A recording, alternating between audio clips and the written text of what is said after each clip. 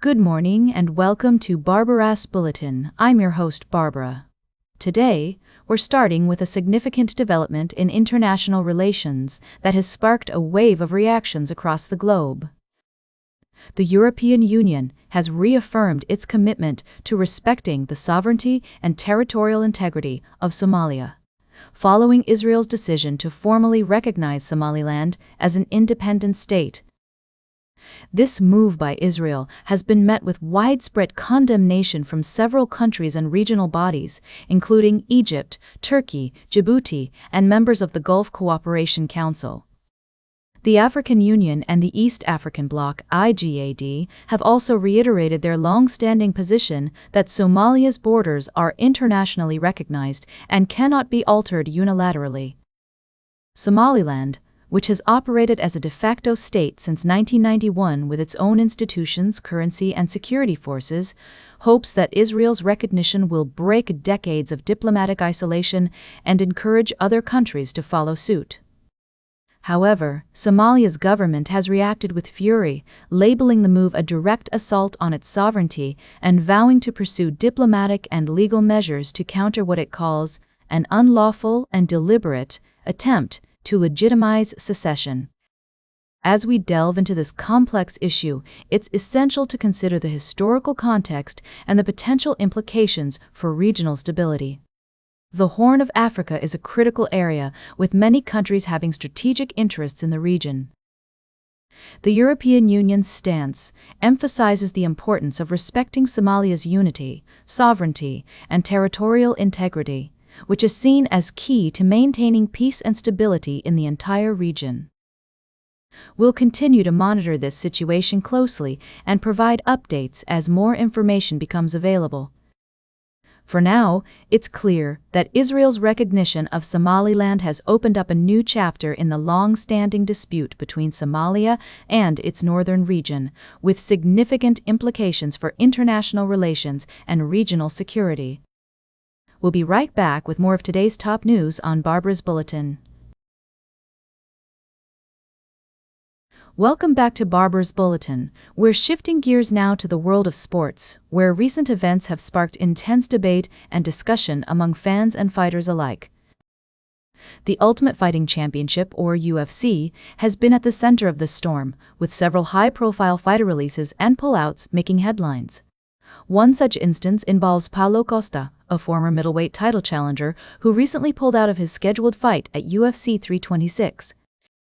This move has reignited long-standing frustrations among fans and even some fellow fighters who feel that Costa spends more time withdrawing from matchups than actually competing. The criticism hasn't been limited to fans. Former welterweight title challenger Darren Till, once a vocal defender of Costa, has now publicly unloaded on him, calling him a big, jumped-up joke of a juicehead with no respect for the sport. Till's outburst is particularly notable given his history with Costa. Just 5 years ago, he defended the Brazilian after his loss to Israel Adesanya at UFC 253. However, Till has since changed his stance and even suggested boxing Costa outside the octagon. The situation highlights the growing impatience, even among former allies, with fighters who repeatedly pull out of fights or remain inactive for long stretches.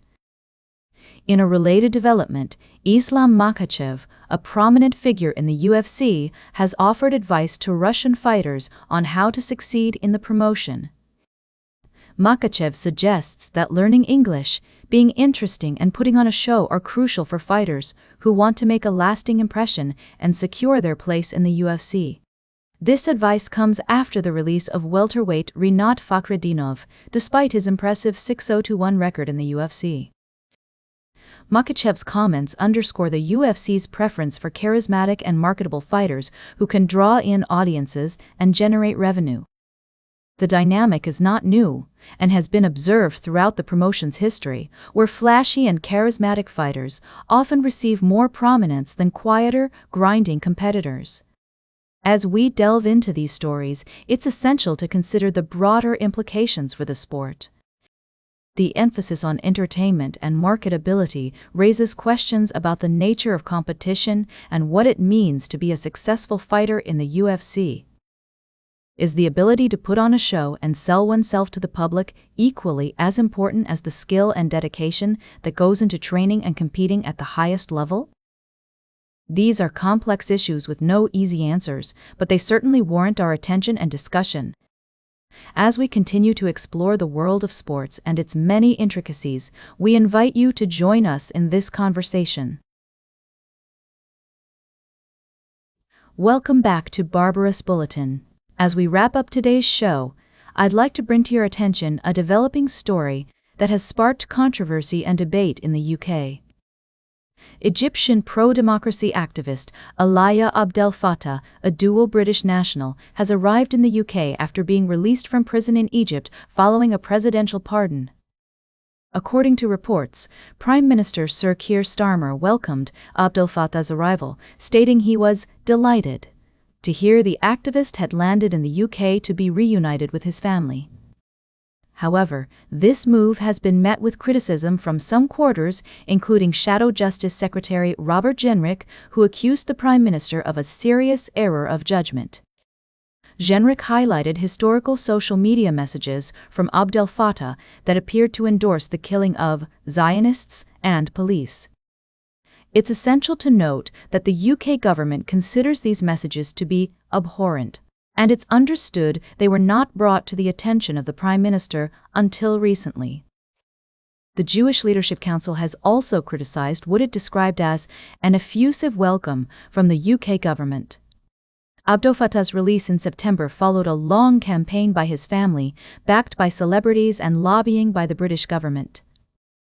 He had spent over a decade behind bars, including being handed a 5-year sentence in 2021 following a trial that human rights groups said was grossly unfair. As we consider this story, it's crucial to strike a balance between welcoming the release of a pro-democracy activist and addressing concerns about his past statements. The UK government has stated that Abdel Fattah's release was a long-standing priority under successive governments, and it's heartening to see him reunited with his family. That's all for today's Barbarous Bulletin. Remember to like, share, and subscribe, and until next time, stay engaged.